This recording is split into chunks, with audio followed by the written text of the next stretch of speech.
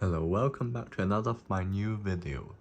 In today's video, we'll be learning how to repair a blinking LED lamp. Here is the driver for the LED lamp, which you can see previously it's blinking.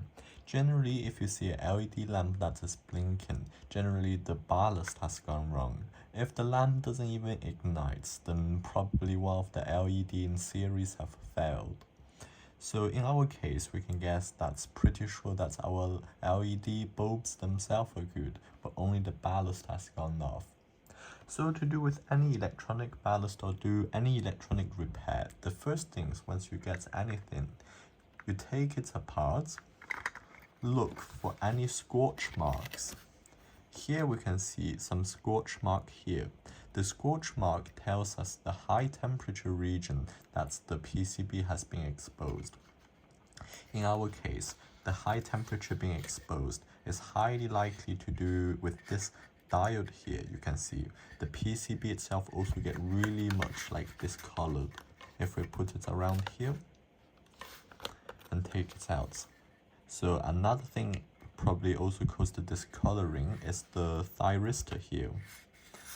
And the second thing we should look for is the other side of the box. Here we can see some blue mark. As well, if we lift this capacitor up, we can see the blue scorching means the capacitor has also gone. So to analyze our circuitry, the lamp definitely blinks, therefore shows us the oscillatory circuit around here must be good, or else there will be no power to go into the LED lamp. And to look also, can we see any feedback system? No. It's been completely regulated currents by this flyback transformer, which is also known as the Posen transformer, since it has like a winding with the feedback auxiliary, or sometimes without the auxiliary will be completely made PWM by this chip here. So this is the thing we need to fix. We need to first repair the diode. It puts one diode here to save the cost, but in our case, we can now increase the number of diodes. To repair the diodes, we first need to look at our nominal currents. Our nominal current for this lamp output is 580 milliamp, so an 1 amp diode should be adequate. But in this circuit, we can see a lot of scorching going on, so we probably want to increase the rating as well. So therefore, it's a high frequency oscillation circuit, so you want a diode with a fast recovery time. Therefore, a fast recovery UF4007 will be definitely adequate for this application. 4007 can rate up to 1 kilovolts, which is more than enough for our output voltage here. And it has a maximum rating of 1 amp continuous current, so putting 2 in parallel should give us about 2 amps of current, which is way more than enough, and the circuit should run really efficiently. As well as, instead of the 100 microfarad capacitor here, we'll be using a 300 microfarad capacitor to increasing its even further, so therefore smooths out the oscillation ripples, the current ripples from the rectification. Thus also it uses less strain on the capacitor because you have much higher capacitance compared to our previous version. Previous version you definitely have quite a lot of discharge and charging going on.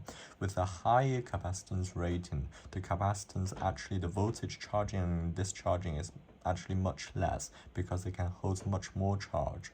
And the one thing you should be looking for is the maximum voltage output. With the nominal load being running, so if the bulb of LED is running, the circuit output maximum voltage will be around 21 volts DC.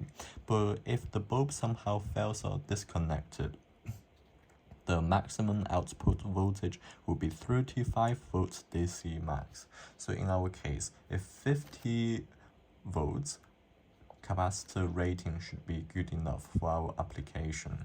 Here you can see everything being repaired. The new electrolytic capacitor has been fitted in. Make sure to check out the polarity, don't connect it in reverse, as well as the diode. If you connect the diode in reverse, that's it. the capacitor will charge the wrong way and break. How simple is that? Because everything is imposing. But actually, if you connect this in reverse, the maximum peak voltage will not be the same as before, because the core is working in flyback mode, so it's pulsing in one direction only, while by the switching transistor here, which I guess is a MOSFET.